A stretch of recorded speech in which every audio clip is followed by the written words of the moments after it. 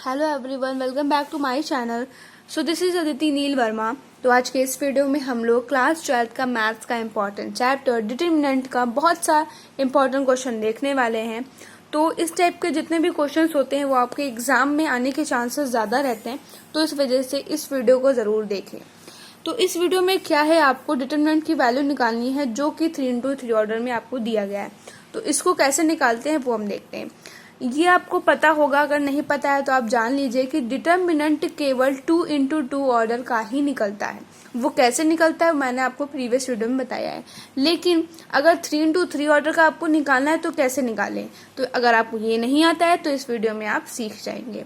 चलिए देखते हैं। तो ये जो क्वेश्चन है इसमें आपका 3x3 ऑर्डर में डिटर्मिनेंट दिया गया है। अब देखिए आप क्या करेंगे। इसमें से आप किसी भी एक रो को चूज करेंगे या किसी भी एक कॉलम को चूज करेंगे, वो आपकी मर्जी है कि आप कौन सा चूज करते हैं। ठीक है, अब ठीक है, मान लीजिए आपने किसी को भी चूज किया, लेकिन आप प्रायोरिटी किसको देंगे? जिस भी रो या जिस भी कॉलम में 0 आ रहा होगा, 1 या 2 से ज्यादा जितने भी हों, तो आप उसको लेंगे। उस रो को या उस कॉलम को चूज करने की कोशिश क्यों करेंगे, वो इसका फायदा होगा।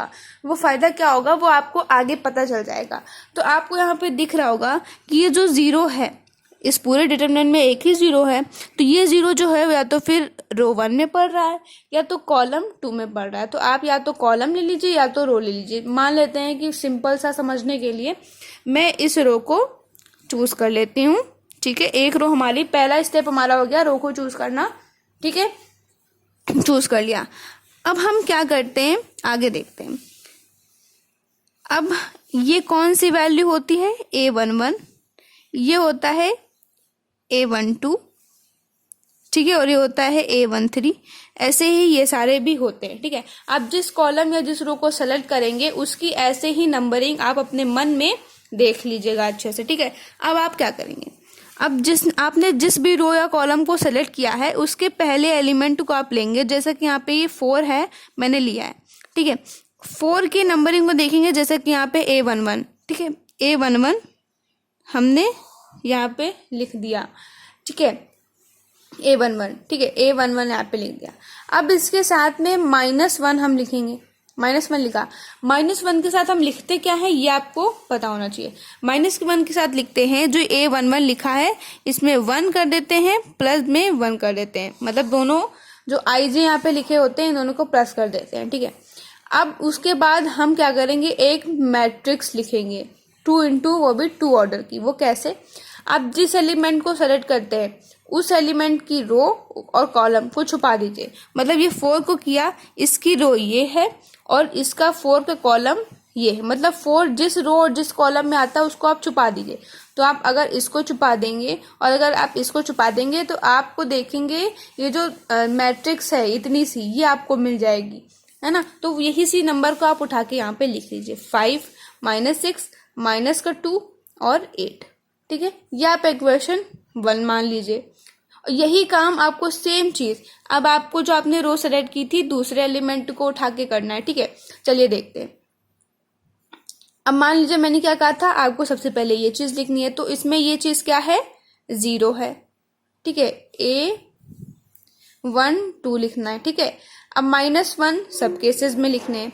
दोनों IJ को प्लस करना होता है, तो इसमें क्या है, 1 है 2 है, यानी कि 1 + 2 है। अब आपको क्या करनी होती है, एक मैट्रिक्स लिखनी होती है। वो कैसे, मैंने क्या बताया है कि जो एलिमेंट आप चूज करते हैं उसके रो को और कॉलम को छुपा दीजिए, है ना। तो आप देखेंगे कि ये जो 0 है वो इस रो में आता है और ये इस कॉलम में आता है ना। तो इस रो को मैं छुपा देती हूँ और इस कॉलम को छुपा देती हूँ। तो आपके पास 4 नंबर अब आपको दिख रहे होंगे, इसी की मैट्रिक्स आप बना लीजिए। तो ये क्या है, 1 है, आप देख सकते हैं इधर -6 है और 3 है, 8 है। ठीक है, अब आपको लास्ट बचा है जो कि आपको 2 करना है। ये आप देख सकते हैं A13 एलिमेंट है। -1 लिखेंगे, IJ को प्लस करेंगे यानी कि 1 + 3, या मैट्रिक्स लिखेंगे। कैसे लिखेंगे, ये जिस रो कॉलम में आता है उसको छुपा दीजिए। ये आपकी रो है और ये आपका कॉलम है, 2 इस कॉलम में आता है, बस छुपा दीजिए। आपको 4 नंबर मैट्रिक्स मिल गई होगी, 1 5 3 और -2। ठीक है। अब आप इसको इक्वेशन सेकंड मान लीजिए और इसको इक्वेशन थर्ड मान लीजिए, तीनों इक्वेशन को आपको प्लस कर देना है। ठीक है, चलिए देखते हैं। Add first, second and third. ठीक है, तो आपको क्या मिलेगा देखते हैं। अब आप क्या करेंगे, A11 की जगह A11 की वैल्यू रखेंगे जो कि आज था आपका 4 था। -1 की पावर यहाँ पे 1 + 1 यानी कि 2 हो जाएगा, और -1 को 2 बार करेंगे तो आपका सिंपली प्लस का 1 आएगा, तो ये 4 ही आने वाला है। ठीक है, अब ये 2 × 2 ऑर्डर की मैट्रिक्स से इसको सॉल्व करना मैंने आपको बताया है। इसको मल्टीप्लाई कर दीजिए, इसको मल्टीप्लाई कर दीजिए और दोनों को माइनस कर दीजिए, तो आपका क्या आएगा, 5 8 जा 40 हो जाएगा, माइनस है ना, और ये 6 2 जा 12 हो जाएगा, और माइनस माइनस प्लस हो जाएगा, यानी कि प्लस का 12, ये ओवरऑल क्या हो जाएगा, माइनस का 12। आगे देखते हैं। फिर मैंने कहा कि प्लस करना है, अब इसको आप सॉल्व कीजिए। A12 की वैल्यू 0 है ना, इसमें ये आपका क्या हो जाएगा, -1 की पावर 3 यानी कि अल्टीमेट -1 आ जाएगा, और ये मैट्रिक्स आएगी। सो कुछ भी आप सॉल्व करेंगे कोई मैट्रिक्स आएगी, 0 से मल्टीप्लाई करेंगे तो आपका क्या आने वाला है, 0 ही आने वाला है ना। अब आगे फिर से हमें क्या करना है, प्लस करना है, इसको सॉल्व कर लीजिए। A13 की वैल्यू है 2, -1, 3 + 1 4 हो जाएगा, है ना, और इस मैट्रिक्स को सॉल्व कर लीजिए। अब क्या आएगा, माइनस का 2 और -5 3 जा 15।